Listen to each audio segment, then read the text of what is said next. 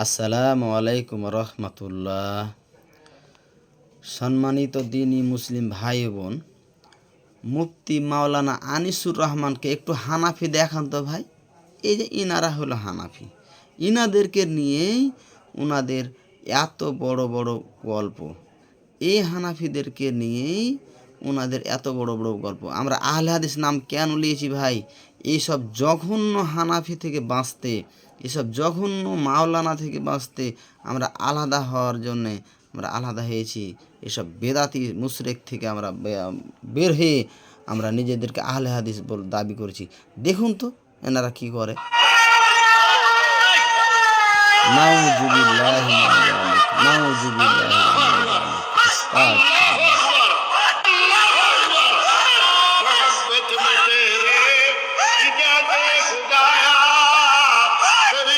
এই যদি মাওলানার অবস্থা হয়, আনিসুর রহমান ভাই, আনিসুর রহমান ভাই, তোমার হানাফি কি করে দেখেন, দেখেন কি নাচানাচি করে ভাই,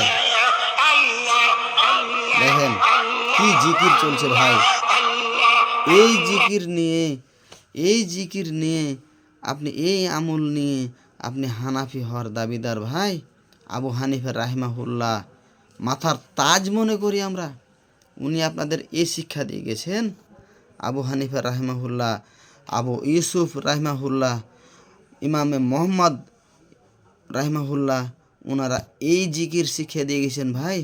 আপনারা হানাফি হয়েছেন তাই বলে কি এরকম করতে হবে? আসসালামু আলাইকুম রহমতুল্লাহ।